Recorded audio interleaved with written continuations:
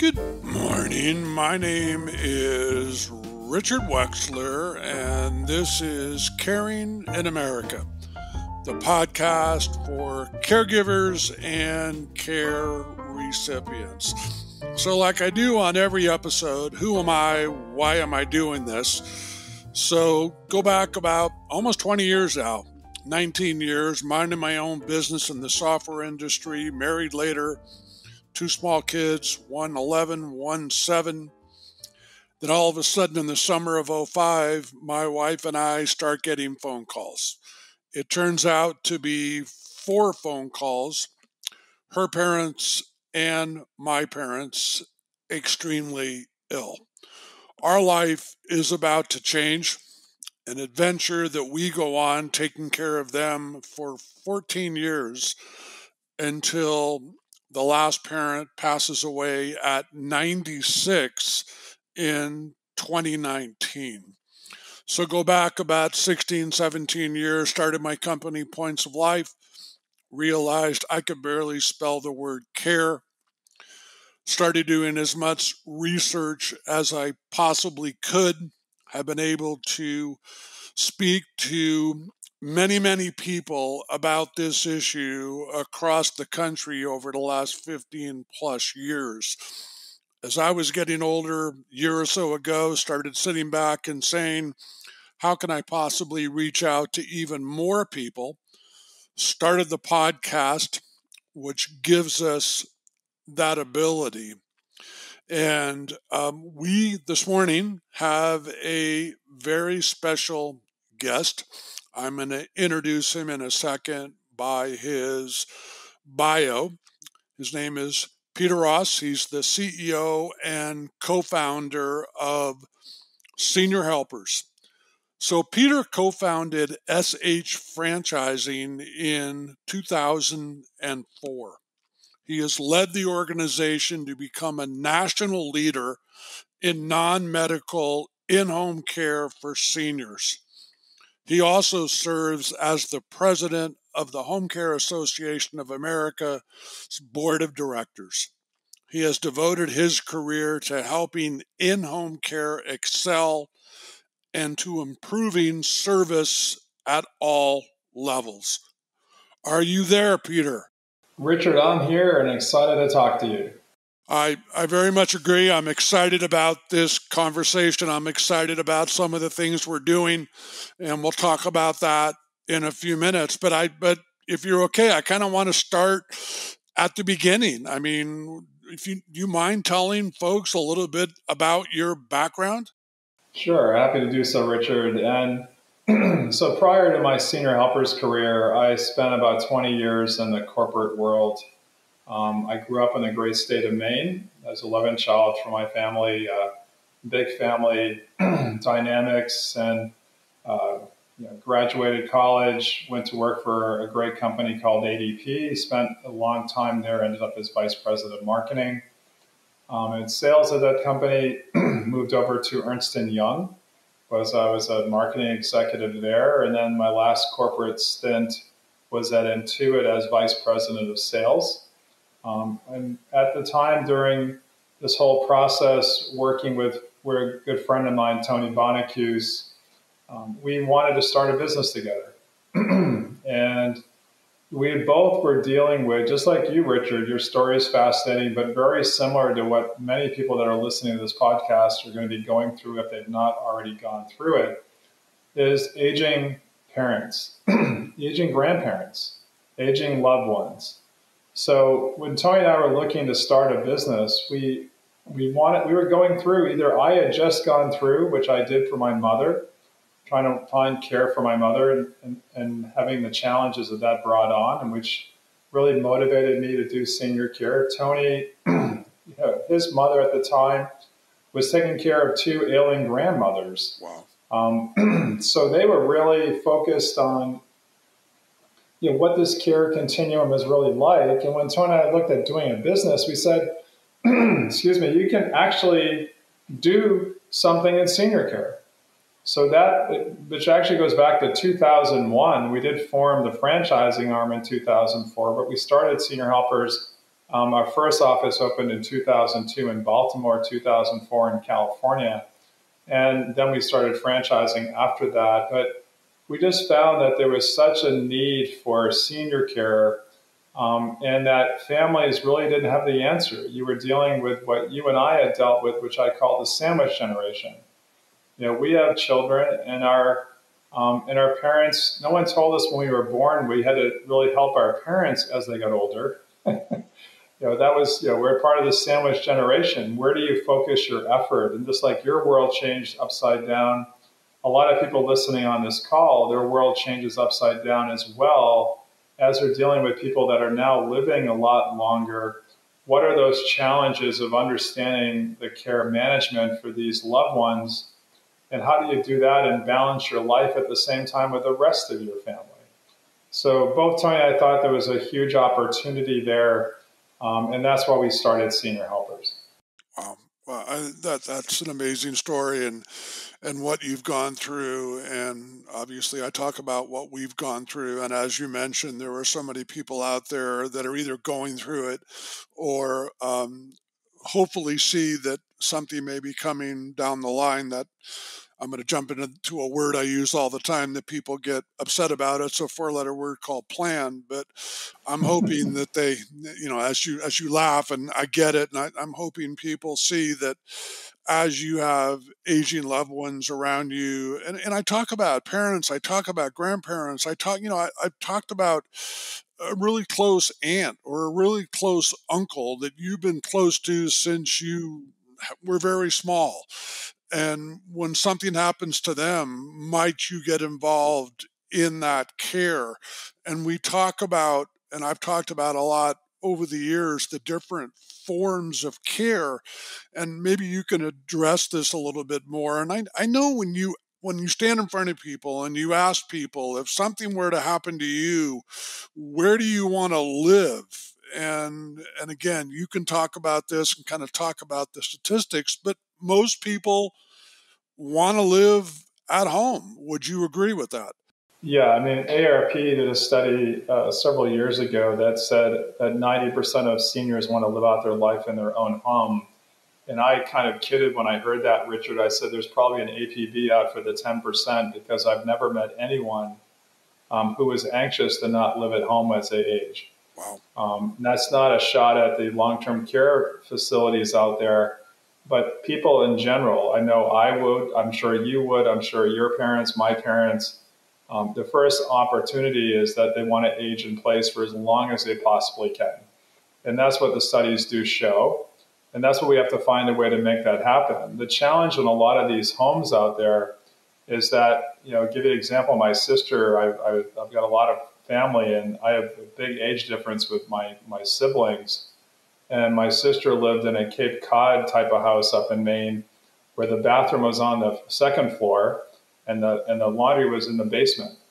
Yeah. So I think you have to look at, how do you keep, the families out there when they talk about plan, it's not just plan of care, it's plan of how you actually can live in that home. What kind of modifications do you need? And we spend a lot of time with that with our clients to really educate them on, hey, look, walkers are 23 inches wide and door jambs are 22. So, you've got to look at what you can do within the home, whether it's in the bathroom, the kitchen, the bedroom, to make it a lot easier for people to age in place. All on the same floor would be a great idea.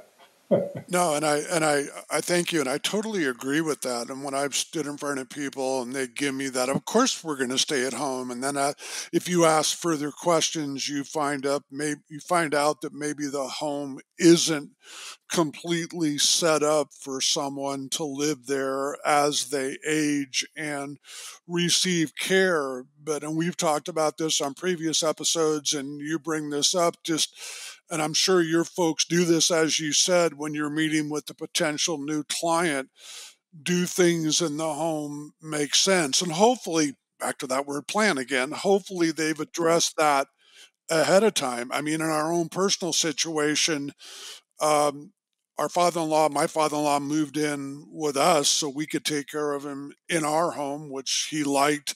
We had to do some work to work on the bathroom downstairs that would be his. So Can you talk about that even a little bit further? Your people getting engaged in that conversation and making sure that a home that someone wants to age in and receive care is appropriate. Yeah, so we have a very unique assessment tool. We call it Life Profile. It uses 20 years worth of data, and it doesn't look at just the assessment of how you would care for the person. It looks at kind of the environment the person is aging in, and also the socialization aspect, mental health, medical conditions, environment. We really want to look at all of those, and we have great data to show kind of what we look for. This life profile creates a score, almost like a fuel gauge, on what's the likelihood of that person able to live independently at home safely, or whether they'll be back in a hospital or readmitted into a hospital. And so we look at that a great deal. And we have partners out there, whether it's Lowe's Home Improvement that offers special financing for seniors to have their home modified. It really comes down to is understanding as a family. And we've had families that that their loved ones moved into a more of an independent living area. It doesn't mean if you have to move out of your house, you have to live in a facility.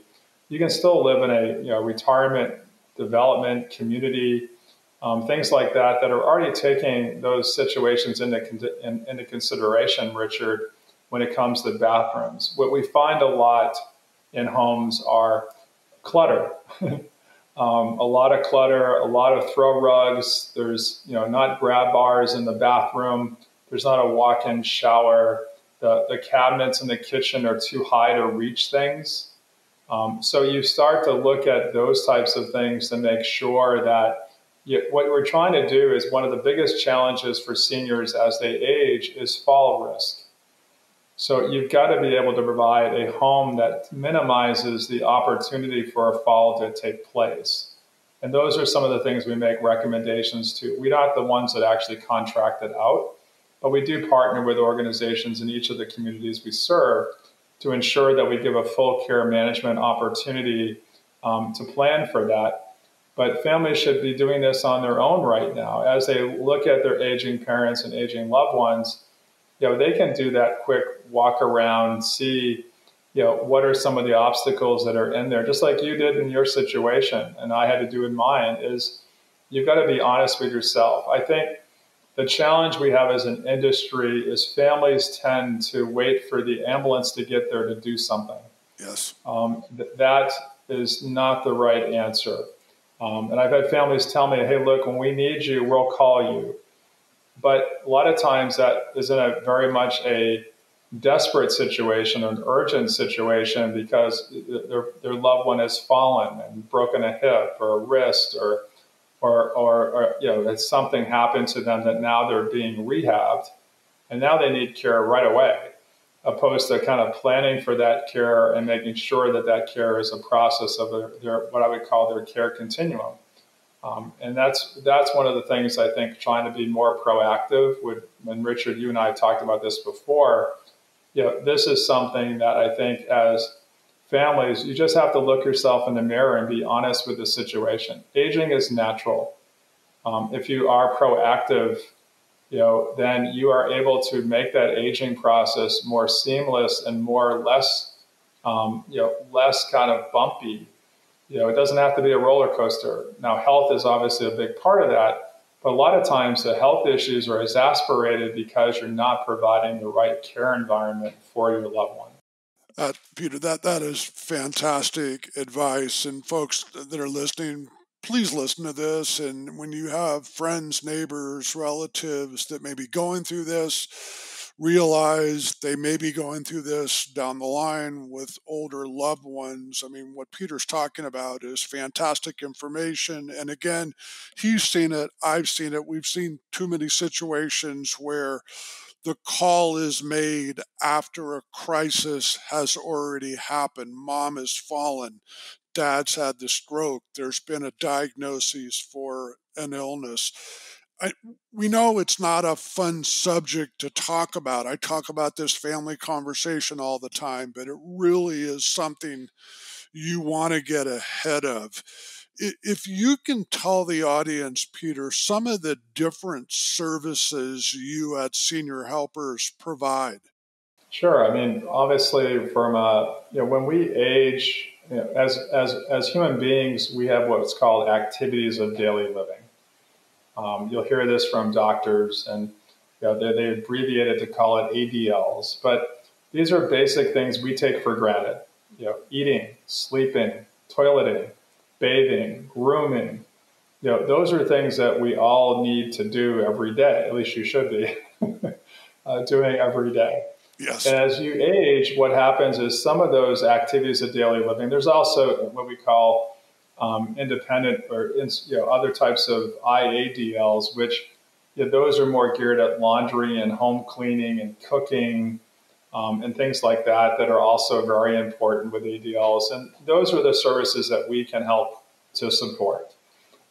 Is the ability for your loved one to live independently in their home with support of a loving caregiver that will come in and take care of them and augment some of those things that are just not working the way you like to. A lot of physicians will utilize the ADL scale to say, if you're having challenges with more than one or two of these activities of daily living, back in the day, Richard, those were recipes for you to go to a more of a longer term care facility, assisted living, or skilled nursing. But that doesn't have to be the case. Home care is the least expensive option for families to have their loved one live independently in their home versus what it would cost to pay the rent for some of these facilities. And by the way, they want to live there, as we talked about earlier before. So we're really trying to provide the family with peace of mind and security that their loved one's going to be able to do their activities of daily living, their instrumental activities of daily living, for their other types of things we can help with. We're just going to be there to really, really, really help that senior or that loved one really be able to age in place. And that's what we're really trying to do. Family caregivers, they're part of it. And one of the things we do that's unique to Senior Helpers is we have what's called the Center of Excellence. So all of our caregivers, whether they're experienced or not, and we have literally 30,000 of them out there across the country.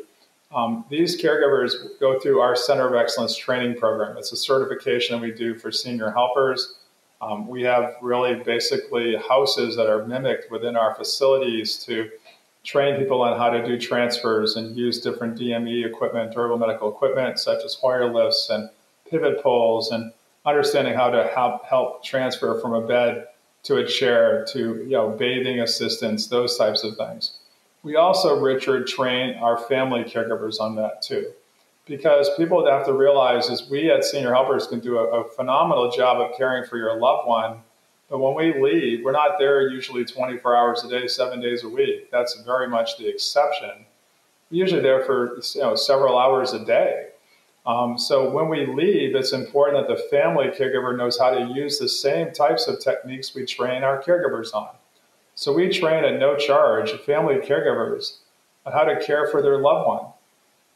So that's one of the things that's really important, because family caregivers, they need a break. That's why we can come in and help to augment their care program, so they have a chance to have their life to themselves for a little bit of time, to take care of what they're doing in their life, their family, their kids.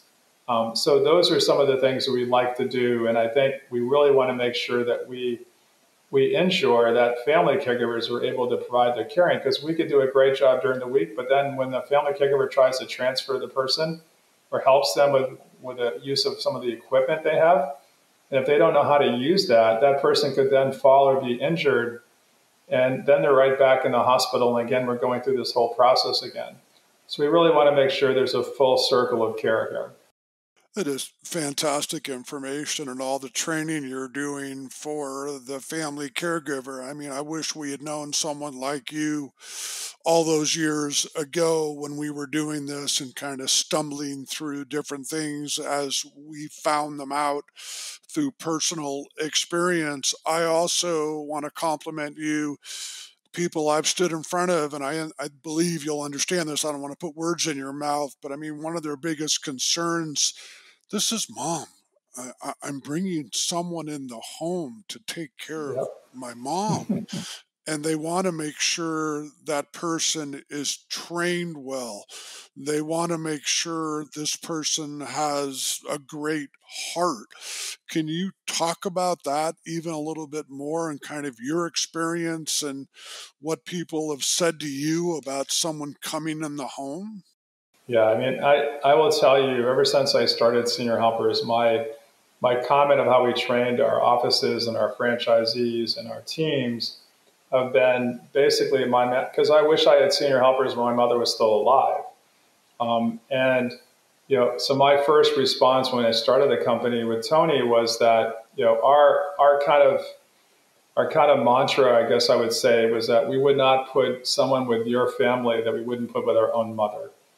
Wow. Yes. And we do that from a perspective. And I like to talk about when I first got into this industry, we talked about the industry as non-medical, non-skilled, because that's the Medicare term. Well, I changed that up really fast and said, no, we're non-clinical, highly skilled.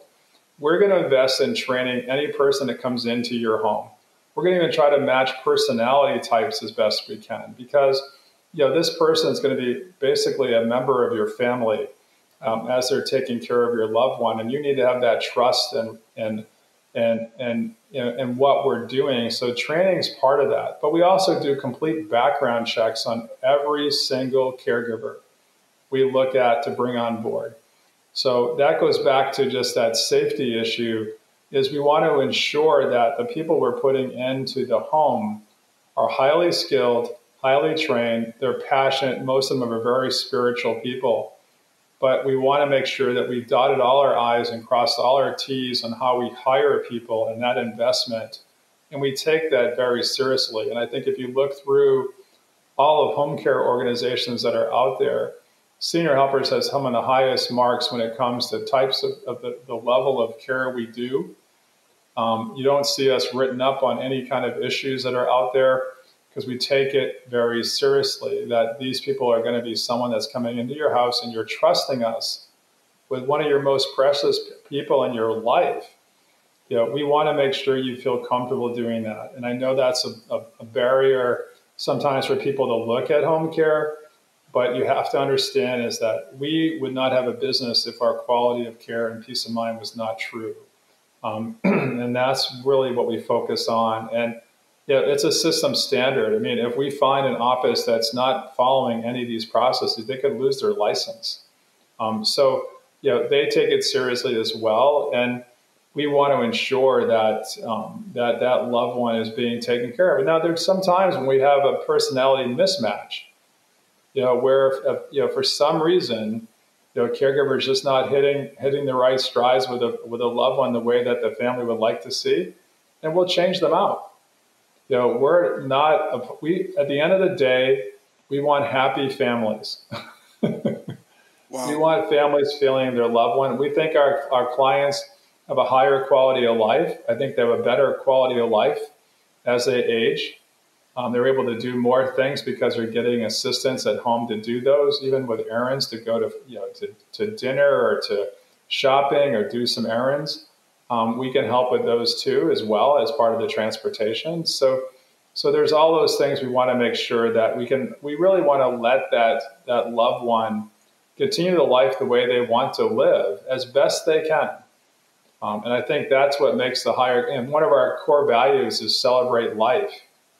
We want our clients to be happy, be as healthy, and be as much as they'd like to be for as long as possible.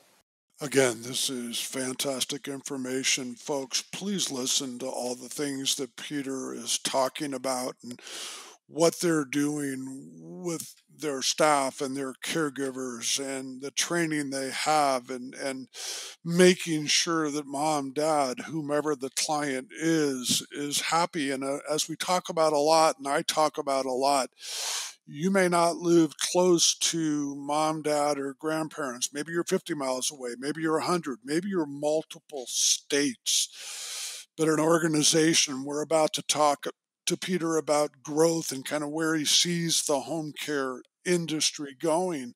But to be able to have a partner like Senior Helpers and Peter's organization when you're not that close physically, and it's going to be difficult from a logistics standpoint to take care of a loved one.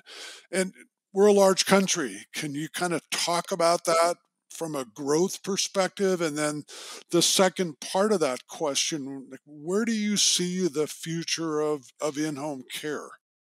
Yeah, great question. So first of all, one stat to give your audience, which is that more than 50% of the children of seniors live more than 300 miles away. Wow.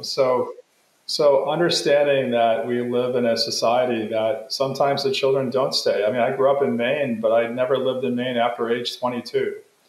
So so it's not unusual for children, to grow and to move and to not be in the same place they grew up. That's not uncommon today like it was uncommon years ago. Regarding growth, Senior Helpers is in 45 states. So most likely everyone that's listening to this call, there's a Senior Helpers office that could service your loved one. If you have someone in Australia or Canada, we can probably help you there too. Wow. So we have a pretty large footprint to where Senior Helpers is. Senior Helpers has more than 380 offices and locations in those 45 states, Australia and Canada. So there's a good chance that we can help you. But there's also a very good chance that there is a home care option for you, whether it's Senior Helpers or somebody else in your market. So don't feel like you have to go it alone. And I'm talking not just big cities and metropolitan areas, I'm talking very rural areas as well. And I would tell you that care in rural areas is one of the focuses that we have at Senior Helpers is how do we expand care. One of the things I've worked on with the Home Care Association of America and also with the Healthcare Leadership Council I serve on in DC is how do we get care to more challenging markets where the closest hospital could be an hour or two away from your home. So we definitely want to look at that. But when I look at the future of home care, I keep saying this as a broken record every year because I keep telling everybody next year will be better than the year before. The demand for our services has never been higher. 60% of all seniors will need some kind of assisted care in their lifetime. So that's a pretty large number. But when I look at the market for home care, I really divided, Richard, into three components. I talk about the haves, the have-nots, and everyone else. Now, the haves and have-nots, and that's not out of Harvard, by the way, I made that up myself. But I wanted to kind of simplify it for people that understand how we look at strategy, because you need a strategy for each one of those segments. Now, the haves we've grown up in, those are people that have the resources financially to pay for whatever care they need. And we call that private pay or family funded. You also have the have-nots, which those are folks that are usually more on the lower income scale that the government, whether it's Medicaid or Medicare, Medicaid, Medicare Advantage, some of those programs could help to provide some reimbursement for you for our care that we do. But then you have a big component segment that's in the middle called everyone else, that these are folks that have, they don't have all the money in the world to do what they need to do. They have resources. Now, we have other types of programs like veterans, anyone that's a veteran or dependent of a veteran. There's Veterans Administration benefits for people. We take care of that. There's long-term care insurance out there to help. But one of the things we're really trying to focus on is all those segments are growing significantly. And we're really looking at how do we actually help provide services. And we can't just look at it the way traditional home care has always been done. We're asking the audience to not be like everybody else and wait for the broken hip. We can't put our head in the sand and say, oh, everything's fine. We want to look at how do we create care models that are different than today. And I'll give you an example of that. So Senior Helpers a couple of years ago created a program called flexHOME. Now, we in facilities, we actually manage some long-term independent facilities where we have the caregivers from Senior Helpers on staff to provide care for the residents of those facilities. And we do that care in 15-minute increments. Now, home care is in hour increments and usually 3 to 4 hours a minimum a day. But when you start looking at affordability for care, I kind of look at the Liberty Mutual tagline, pay for only what you need. how do we find a way to offer this, what I call fractional care in neighborhoods and, in more independent living communities, retirement communities. In fact, in Florida, we have a franchisee that puts senior helpers on a golf cart, and they go around a trailer park providing care in 15-minute increments. And it's care more that, hey, here's a bath visit 3 times a week. Here's this. But it gives people peace of mind. But the cost of that care is anywhere from 30 to 40% the cost of traditional home care. So it makes more the people that can be able to afford home care and not just be able to say, hey, I can't get the care. I'm going to have to go to a facility, which we know they don't want to go to initially. So those are some of the things we're looking at. But I can tell you from a growth perspective, Senior Helpers continues to set records. We have amazing franchisees, amazing staff out there. Our caregivers are first class, and we continue to get great growth. We also focus on chronic care. So we have a great program when it comes to working with people with cognitive impairment. So we have a dementia and Alzheimer's care program for our caregivers to help people dealing with memory issues. We have Parkinson's programs. We look at every kind of disease management and how we train our caregivers. So we want to be specialists in how we can help people dealing with certain specialty issues of chronic care. And by the way, 60% of seniors have at least one chronic illness. So we want to make sure that it's not just providing care, because one of my favorite friends who's a geriatrician says, he goes, if you've seen one senior patient, you've seen one senior patient. Everybody is a little different. So that's why the life profile assessment is so good, because it creates a customized care plan for each family that we're taking care of. And that's really important. And by the way, we reassess that profile every 60 to 90 days because we know things are going to change. So we want to make sure that we're always providing the best possible care for that family to give that family that peace of mind. That is unbelievable, fantastic information, including the golf cart, which I had really never heard about before. But folks that are listening, I mean, I think what Peter is expressing to you, and you can kind of see the size of his heart, just what they're doing at Senior Helpers to make sure that mom, dad, your grandparents are really comfortable and the appropriate people are coming into the home with the appropriate skills based on the illness, the fall, or just a need for care that's happened with your loved ones. And talking about the size of that heart, what other endeavors are you involved in, Peter? Well, I have drank the franchise Kool-Aid in healthcare. So I have came up with a brand, because one of the things I looked at when it came to the everyone else category was that there had to be another option for people to afford having care. And I came across a model of care back in 2018 in Chula Vista, California, that was created by the Glenner Foundation out there, which is a foundation. George Glenner, who is the founder of that foundation, was the person who discovered the cause of Alzheimer's. In fact, he received the Alzheimer's Act from President Reagan, ironically, who died of Alzheimer's. And so they were very focused on dealing with people from an adult day perspective with dementia. And looking at what they were doing with the Glenner Foundation, they created a program called Town Square. Town Square was basically utilizing what we call, looking at towns that were like in the 50s and 60s, understanding that, looking at families or seniors, especially dealing with dementia who are getting older, their memories are really good when they were younger. It's just those short-term memories of what some of the challenges have. And they created this mini town that has a diner, a park, a movie theater, a little blue house like your living room from the 50s and 60s. You have a health club, you have a game room, you have an art and crafts studio. So it really created an environment for seniors and their loved ones to have someone come into the home. So when I saw that in 2018, I decided that that would be something that I thought would make sense to also franchise.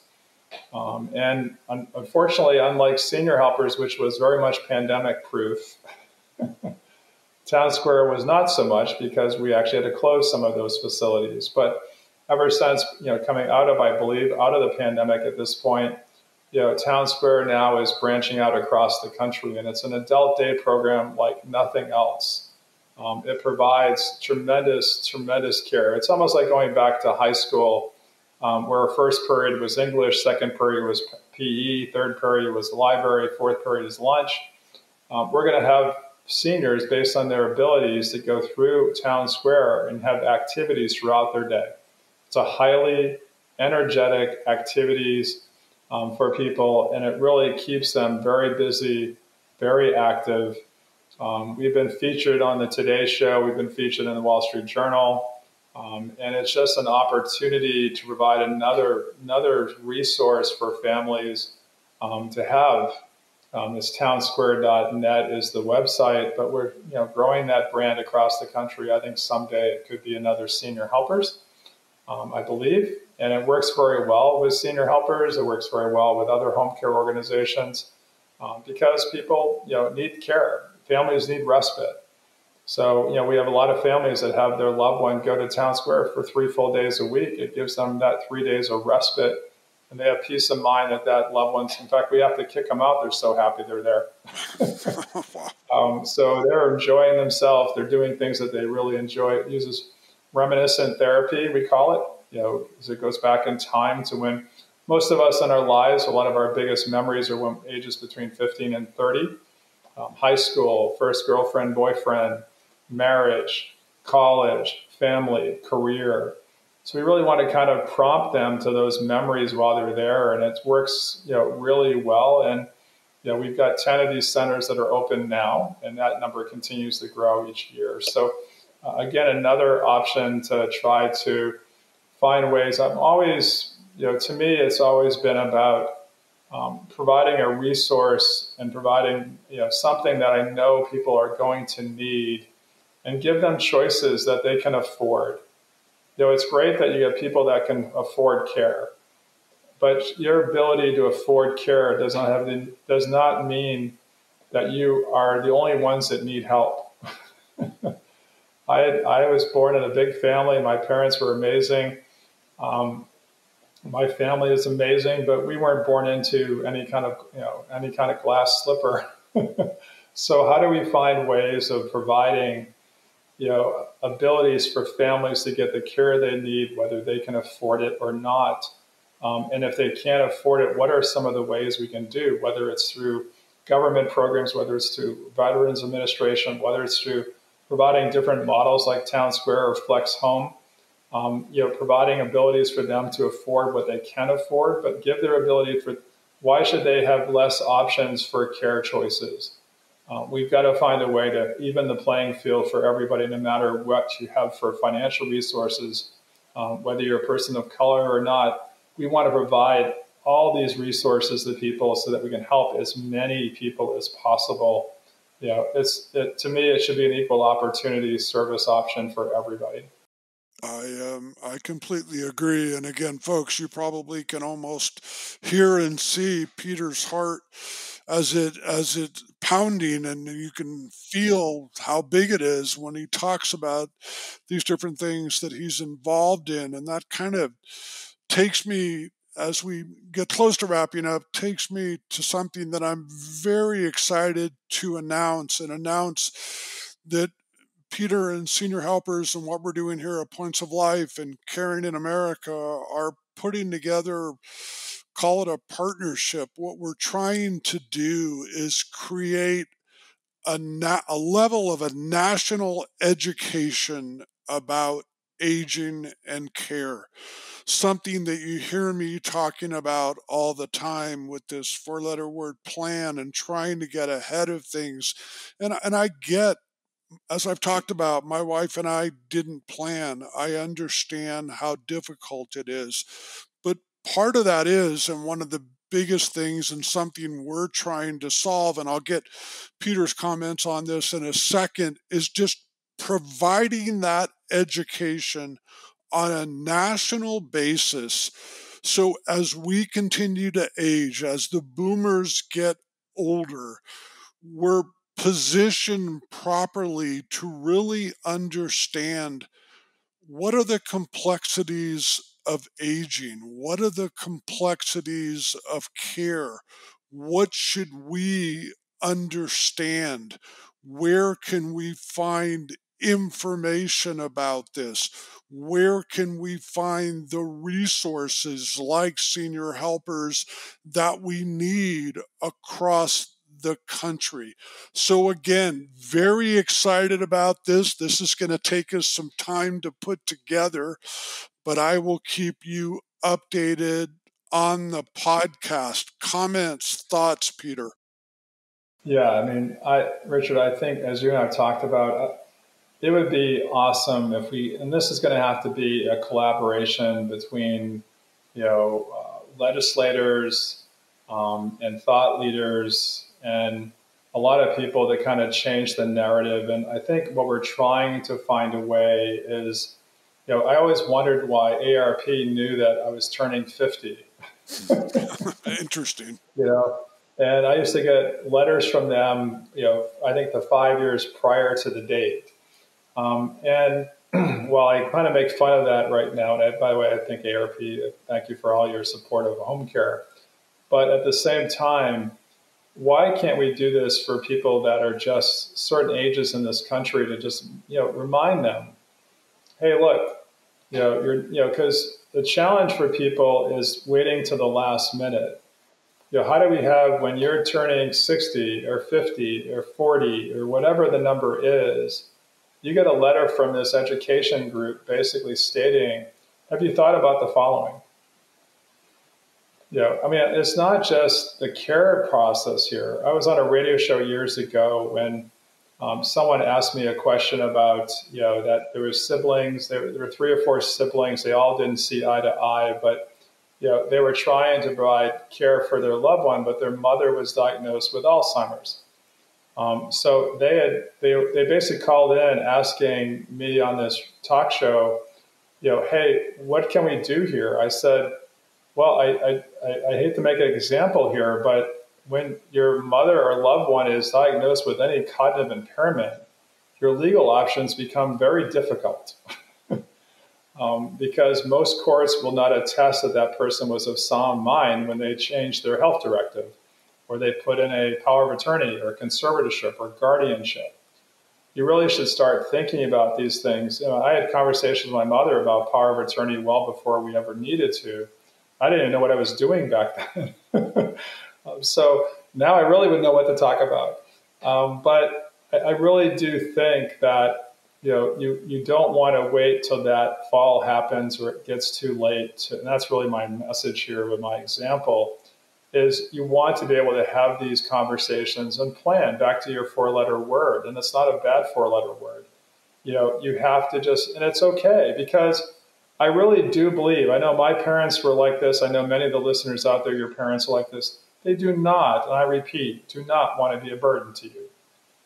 They don't. They really don't. Now, they might be stubborn on how they want to live their life, but they have a right to be that way, just like all of you have a right to be that way as well. So you all have to understand is that planning is not a bad thing. I did a Mother's Day interview on Fox News years ago, where we talked about having a conversation with mom. I noticed my mother was wearing the same clothes every time I went to visit her. What are some of the things that you could sit there and say, hey, I need to have that conversation. I need to have that discussion, and do that before mom has an issue that all of a sudden makes that now a 911 call, not a planning discussion.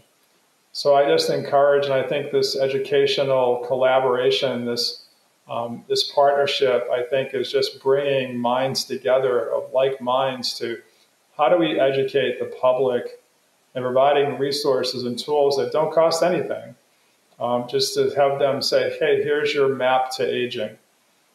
Here are some of the steps. We all like to play Monopoly. Why can't we create a Monopoly board for aging? Completely Agree. Thank you, Peter. I mean, this has been a lot of information over the last 40 minutes or so, folks. Please listen to everything Peter talked about. As I said, I will keep you updated as we move ahead on this project for a national education. Our goal, make this easier for you. I've said it, taking care of someone will never be easy. Aging sometimes is not easy, but I'm a firm believer the more education we have, the easier it can possibly be. Peter, if people want to reach out to you, what's the best way to do that? Do you want to give out a website, a phone number? Go ahead, sir. Sure. Well, best way to catch me is always on the website. Certainly, our website nationally is seniorhelpers.com. My email address is my first letter, last name. So pross@seniorhelperscorp, corp.com. And I do respond. So please reach out to me that way. Is probably the easiest and quickest way to get me. I can have you call our main office, but getting through to me is not always going to be easy with my schedule. But emails, I am an email crazy person. So I do respond, as Richard can attest, because I do respond to his emails.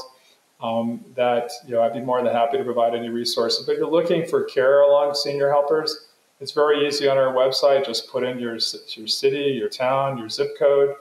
It will direct you right to that office that would be supporting you.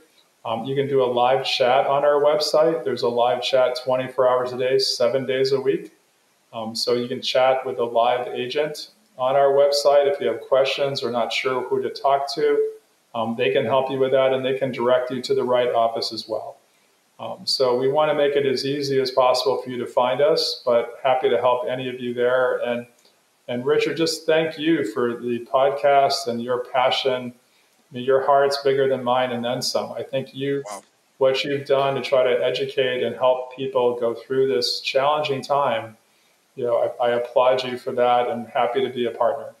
Thank you, Peter. I appreciate that, folks. And if you want to reach out to me, I'll give you an email, comments, thoughts, questions, want to talk to me, eldered2023@gmail.com. So as I thank Peter again, and as I say on every episode, folks, until we talk again, have yourself an awesome day.